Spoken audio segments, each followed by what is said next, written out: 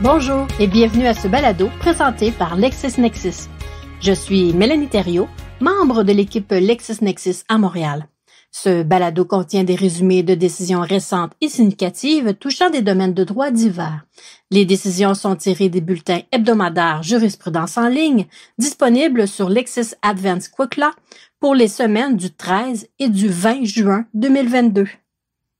Nous débutons avec un arrêt de la Cour suprême du Canada portant sur le droit criminel en ce qui concerne la continuation des procédures devant un autre juge. Il s'agit de la Reine contre les initiales J.D., rendue le 10 novembre 2021.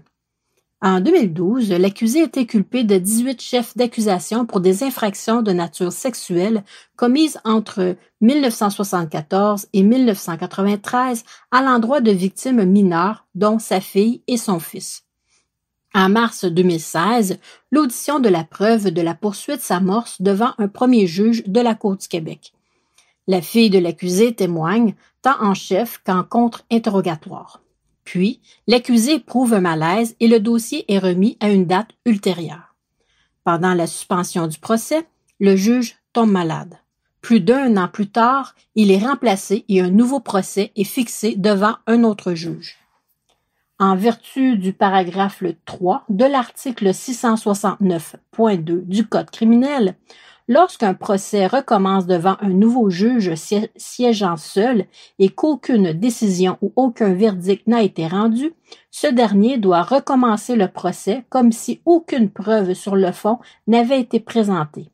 En l'espèce, d'un commun accord, les avocats des parties versent la transcription du témoignage de la fille de l'accusé au dossier, laquelle est admise par le nouveau juge pour valoir comme preuve au fond. 3 autres plaignants témoignent ensuite pour la poursuite, et le juge déclare l'accusé coupable de 9 des 18 chefs d'accusation. Cependant, la Cour d'appel conclut que le nouveau juge n'aurait pas dû accepter que le témoignage de la fille de l'accusé soit versé au dossier sans s'assurer que le consentement de l'accusé était libre, éclairé et non équivoque et que le versement du témoignage en question ne porterait pas atteinte à l'équité du procès. Elle ordonne donc la tenue d'un nouveau procès relativement aux chefs d'accusation concernant la fille de l'accusé, chef 1 et 2, mais aussi relativement à ceux visant le fils de l'accusé, chef 9 à 13, puisqu'un des gestes reprochés à l'accusé est lié à un événement mettant en cause à la fois la fille et le fils de l'accusé. Le pourvoi est accueilli et les verdicts de culpabilité et les peines concernant les chefs d'accusation 1, 2 et de 9 à 13 sont rétablis. Le paragraphe 3 de l'article 669.2 du Code criminel n'empêche pas que la transcription d'un témoignage rendu lors d'un premier procès soit déposée comme preuve au fond lors du second procès. Il n'y a pas lieu d'imposer une enquête non prévue par la loi, comme l'a fait la Cour d'appel lorsque les parties consentant au dépôt de la transcription. Une telle enquête dénature le rôle du juge, minimise sa capacité à apprécier la transcription d'un témoignage antérieur et va à l'encontre de la présomption de compétence de l'avocat. La renonciation à un droit de nature procédurale formulé par l'avocat de l'accusé est présumée volontaire à moins d'une preuve contraire. Le sens ordinaire et grammatical du libellé de l'article 669.2 est clair et l'intention du législateur est manifeste. Lorsque le procès se déroule devant un juge seul, le nouveau juge doit recommencer le procès comme si aucune preuve sur le fond n'avait été présentée et ne peut imposer aux parties ou à l'une d'elles de verser la preuve faite lors du premier procès. Or, puisque la disposition concerne la juridiction et non la preuve, elle ne fait pas obstacle à l'application des règles habituelles en matière d'administration de la preuve. Dès le début du second procès, tant la poursuite que la défense sont libres de procéder à leur guise en ce qui a trait à l'administration de leurs preuves. Elles peuvent choisir de procéder par le dépôt de la transcription des témoignages antérieurs. Ce choix est une décision stratégique similaire à d'autres décisions de ce type dans lesquelles le juge n'a pas à s'immiscer. Pour que la transcription d'un témoignage rendu lors du premier procès puisse être admissible comme preuve au fond dans le cadre du second procès, il suffit que cette transcription soit dûment déposée et que les parties y consentent. L'article 669.2 ne retire toutefois pas au juge son pouvoir discrétionnaire résiduel. En tant que gardien de l'équité du procès, le juge conserve toujours le pouvoir de faire enquête de son propre chef, même si celle-ci n'est pas requise par la loi ou la common law. Lorsque certains indices portent à croire que le consentement de l'accusé pourrait être vicié, le tribunal devrait user de sa discrétion résiduelle et investiguer davantage afin de s'assurer que le consentement de l'accusé à la procédure est libre et éclairé. L'article 669.2 ne retire pas au juge le pouvoir de refuser le dépôt d'une transcription s'il est d'avis que son effet préjudicial minerait l'équité du procès. S'il constate une atteinte à l'équité du procès, il doit intervenir. En l'espèce, le nouveau juge n'a pas unilatéralement imposé aux parties de verser les transcriptions du premier procès. La transcription du témoignage de la fille de l'accusé a été dûment déposée au dossier et les parties y ont consenti. Il n'y avait aucun indice qui aurait pu mener le nouveau juge à remettre en question le consentement de l'accusé. Le second procès de l'accusé était donc équitable. Le prochain jugement traitera sur la responsabilité civile. Il s'agit de location Jean Miller contre Comité des citoyens pour la sauvegarde de notre qualité de vie, Val-David, rendu le 3 avril 2022 par les juges Dutil, Haley et Baudouin de la Cour d'appel du Québec. Les présents pourvois visent un jugement qui accueille partiellement l'action collective de Comité des citoyens pour la sauvegarde de notre qualité de vie, Val-David. Cette action collective est dirigée, d'une part, contre le propriétaire d'une sablière et d'autre part, contre l'exploitante et son administrateur, respectivement Location Jean Miller et Miller. L'action est également dirigée contre une société envers laquelle les actifs de l'exploitante ont été subséquemment transférés, Excavation Miller, elle aussi détenue entièrement par Miller. La responsabilité des appelants relative aux inconvénients anormaux et excessifs subis par des citoyens résidant à proximité de la sablière Bouchard à Val-David est au cœur du présent litige. Appel rejeté. Les appelants demandent à la Cour de réévaluer la preuve et de conclure autrement que le juge d'instance. Or, ce n'est pas le rôle d'une cour d'appel de refaire le procès ni de remettre en question le poids attribué par le juge aux divers éléments de preuve et encore moins de substituer son opinion à la sienne en ce qui concerne la crédibilité des témoins. Les appelants contestent en réalité le résultat auquel le juge en est arrivé à la fin de son exercice contextuel pour conclure que les inconvénients subis étaient anormaux et que la circulation des camions en était la cause. Il ne s'agit pas d'une question de droit. La preuve dont disposait le juge était amplement suffisante pour lui permettre de conclure comme il l'a fait. En ce qui concerne les dommages, la Cour ne peut intervenir simplement parce qu'elle aurait pu octroyer un montant autre que celui fixé par le juge. En ce qui concerne le partage de responsabilité, tant Bouchard que les autres appelants ont commis des fautes extracontractuelles ayant causé un même préjudice. Il n'y a là aucune erreur révisable par la Cour. En ce qui concerne enfin la responsabilité d'Excavation Miller et la levée du voile corporatif aux yeux du juge, Miller continue l'exploitation rentable de ses opérations par l'entreprise d'Excavation Miller. Cette façon de faire, selon lui, est constitutive d'un abus de droit donnant ouverture à la levée du voile corporatif. Cette conclusion est aussi exemple d'erreur manifeste. La prochaine décision porte sur les assurances et la déclaration du risque. Il s'agit de Cabella contre Compagnie d'assurance vie RBC rendu le 28 mars 2022 par la juge Courchaine de la Cour supérieure du Québec. Cabella poursuit la Compagnie d'assurance vie RBC à titre de bénéficiaire d'une police d'assurance vie au montant de 150 000 $ souscrite le 5 juillet 2016 par son fils Fiston. Fiston est décédé le 18 mai 2017. Cabella réclame la prestation d'assurance au terme de la police. RBC conteste la demande au motif que Fiston, contrairement à la réponse fournie à la question posée sur sa citoyenneté dans sa proposition d'assurance, n'était pas citoyen canadien et que cette information était pertinente à l'appréciation du risque. Fiston était citoyen de la République démocratique du Congo. Vers le 6 novembre 2015, il est arrivé au Canada sous le statut de demandeur d'asile. Kabeya soutient que Fiston n'a pas pu répondre qu'il était citoyen canadien et que les employés de RBC qui ont complété la proposition d'assurance avec lui le 5 juillet 2016 ont soit commis une erreur lorsqu'elles ont rempli le questionnaire ou négligé de recueillir les informations nécessaires à l'appréciation du risque. Il ajoute que si RBC avait utilisé un formulaire papier, élaboré plutôt que simplifié, lequel comporte plus de questions en lien avec le statut du preneur, il aurait obtenu des informations précises à cet égard qui lui auraient permis de mieux évaluer le risque. Demande rejetée. Le témoignage des 2 conseillères de RBC qui ont rempli la proposition d'assurance est crédible et concordant.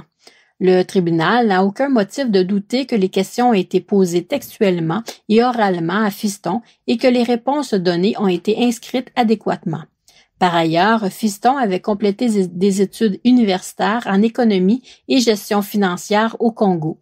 Il était éduqué, il parlait et comprend le français et il était peu probable qu'il n'y ait pas compris les questions telles que formulées. Le cas échéant, il lui appartenait de demander des précisions ou des explications, ce qu'il n'a pas fait selon les conseillères.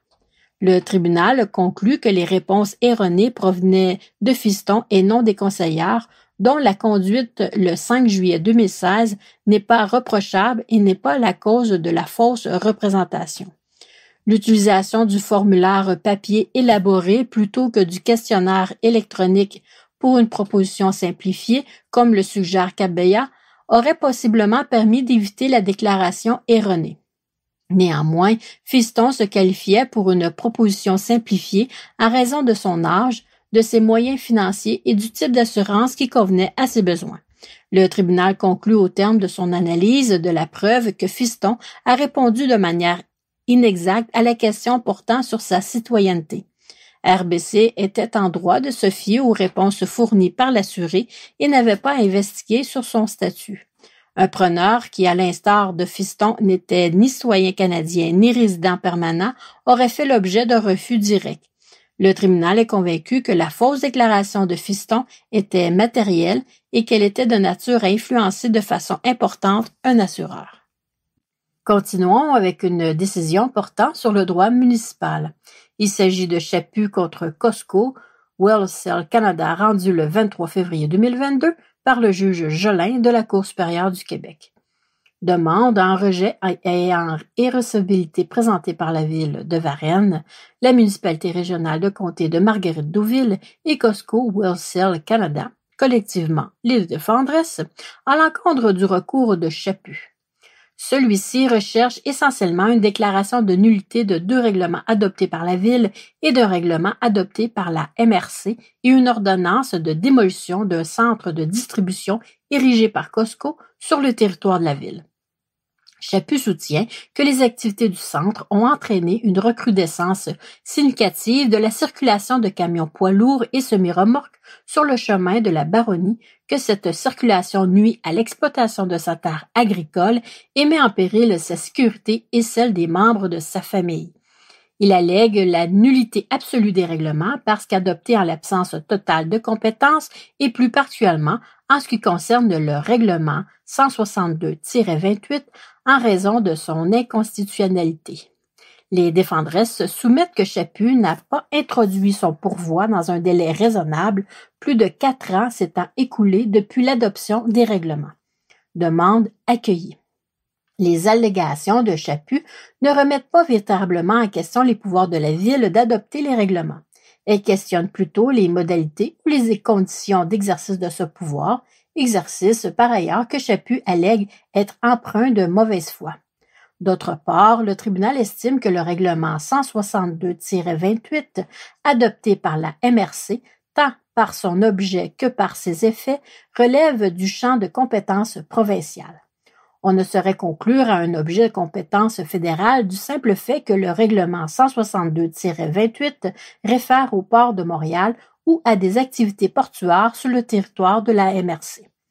Le règlement permet dorénavant les activités d'industrie connexes avec les services portuaires et les industries maritimes, dont notamment les industries manufacturières, de transport et de transformation.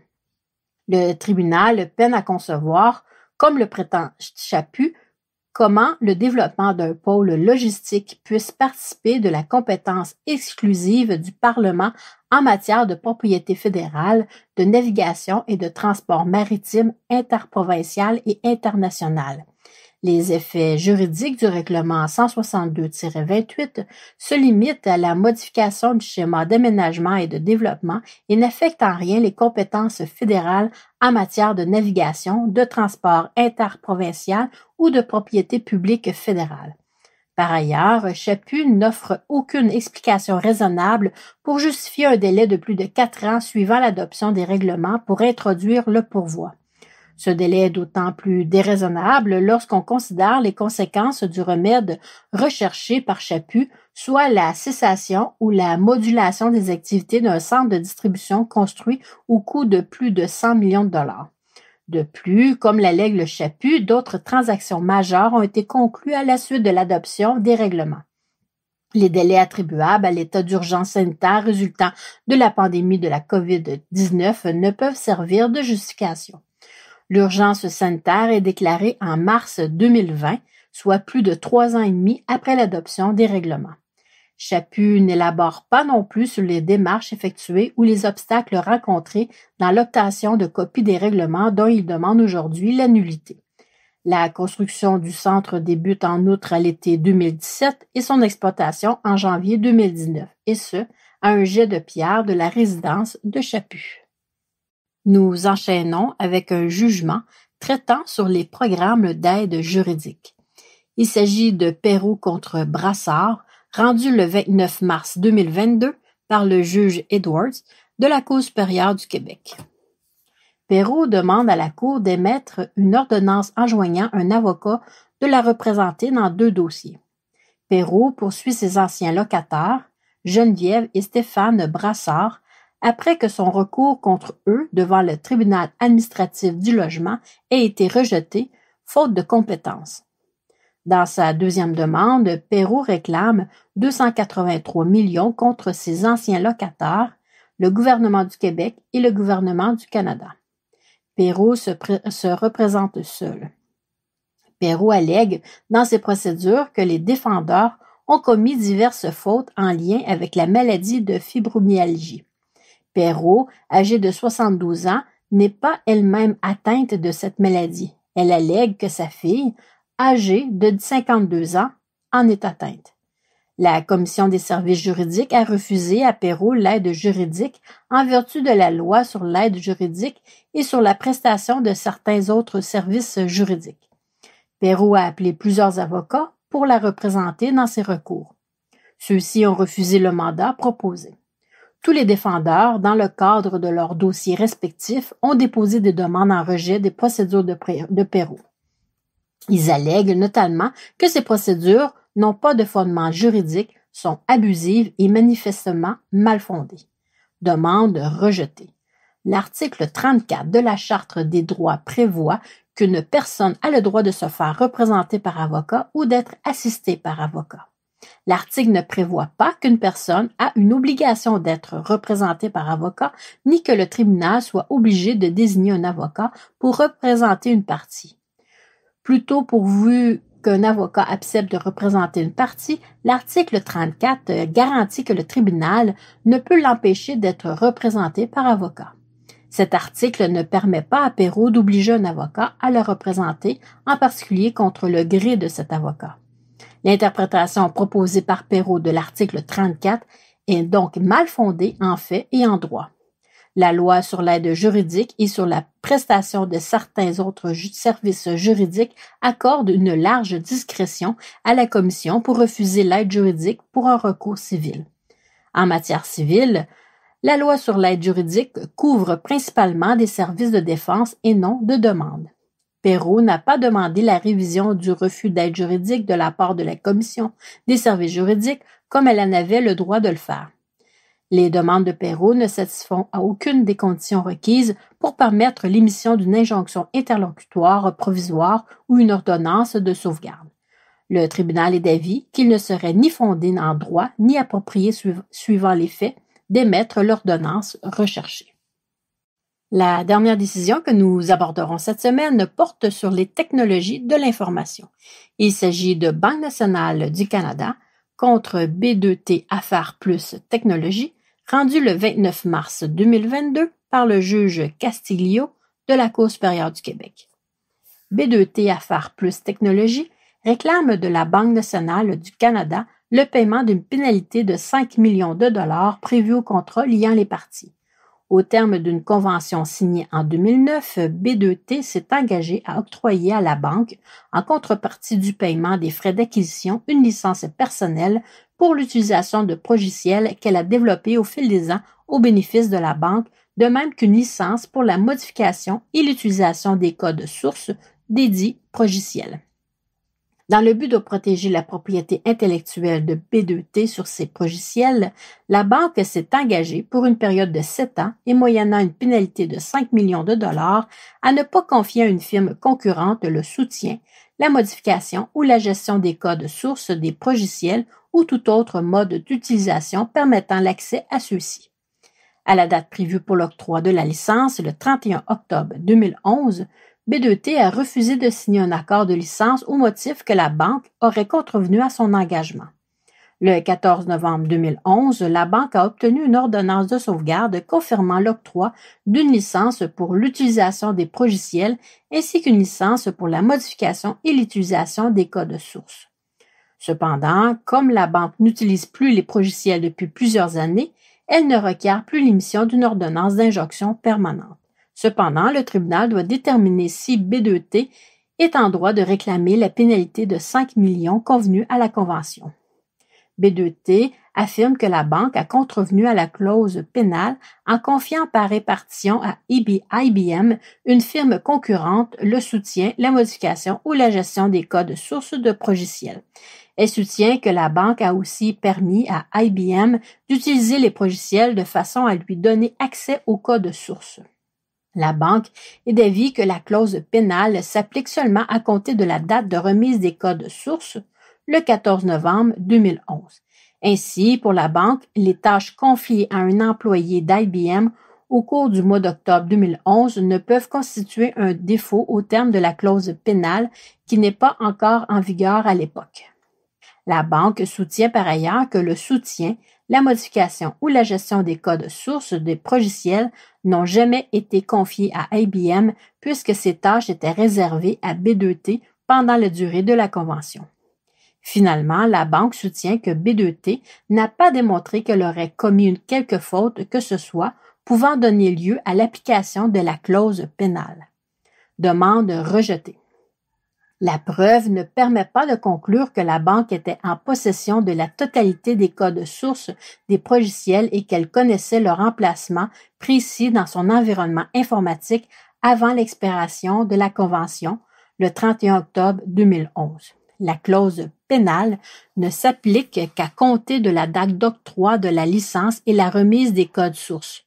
Puisque le tribunal est d'avis que la clause pénale ne s'applique qu'à compter de la date d'octroi de la licence et la remise des codes sources à la banque, la sauvegarde et la restauration de la base de données de logiciel BICOR exécutée par l'employé d'IBM en octobre 2011 ne peuvent donner lieu à l'application de la pénalité réclamée par B2T.